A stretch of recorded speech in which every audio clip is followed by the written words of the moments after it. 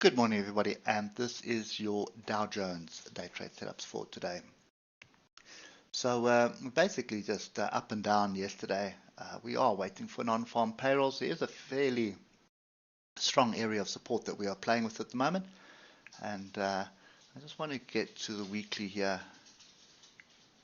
The next weekly level that we should actually be paying attention to is a little bit further down. But if you have a look at this on the weekly, we are in amongst the moving averages. So of all the indexes I trade, this is the one that is most interesting because this is indicating that we are potentially looking to set up for a bit of a range until the moving averages start crossing over. For me at the moment, looking at the 8-hour, we've got non-farm payrolls. We do have a confirmation of a bullish crossover on the moving averages, and then we do have some pretty solid diversions forming here, and that's pretty much between this swing low. You can see it's a clear swing low there, and this current swing low, you can see it's very much below that previous swing low in the oscillator. So we have continuation diversions. We're coming up to retest the moving averages. So a lot of bullish signals on this. And compared to the other markets, it's a little bit different. We do have this pin bar off a little bit of structure here, and I'm just going to just fine tune it a little bit, drop it down to there. You can see that's a clear area that we need to be paying attention to, and that's 31,929. Grouping of the oscillators, the downside and crossed over and pointing up with a pin bar.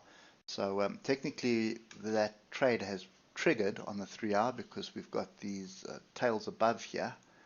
So it'd be a 400-point stop loss at the moment, but I think for me, I prefer trading off the lower time frames. And the problem that we've got here is we've got a bit of a gap.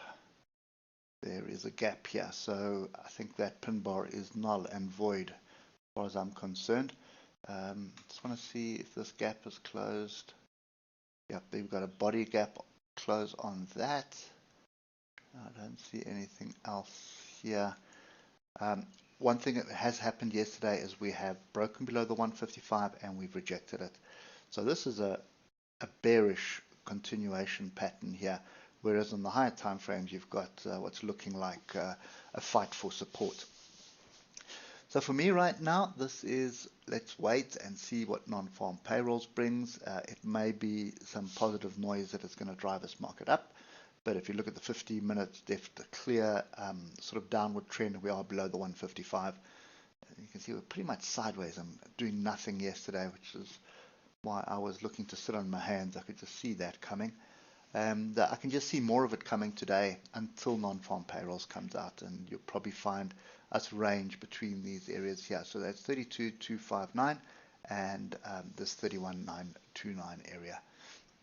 So moral of the story for me today is clear, sit on hands, wait for non-farm payrolls, and if we start getting the breaks to the downside, and you can see a clear break to the downside, then first part of the trading session today, or the US trading session, would be to short the market.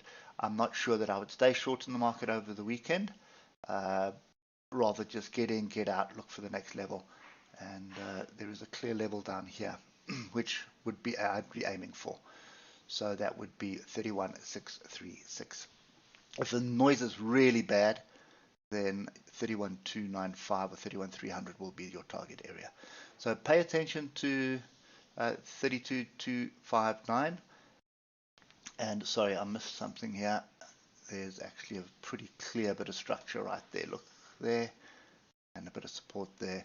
So in actual fact, 32,100. If we get a rejection off there, you can have a 220 point stop loss just to be above Friday's high, and for a move, your first move is going to be down to here to it's a one-to-one trade. That'll be at 31,884. Then I would expect 31,778, and then ultimately 31,628. So that would be a fairly decent 2-to-1 trade, targeting this area here at 31,636. Okay, anyway, that's kind of my view today. Just be careful of non-farm payrolls, but trade after the data's out, it should drive the market in a direction, and I'm assuming to the downside. Longs, I'm going to have to wait for support up here at 32,259, and I want to see the moving averages cross back over into this kind of view before jumping in on that. Anyway, hope that helps, and we'll catch up with you Monday morning. Cheers for now.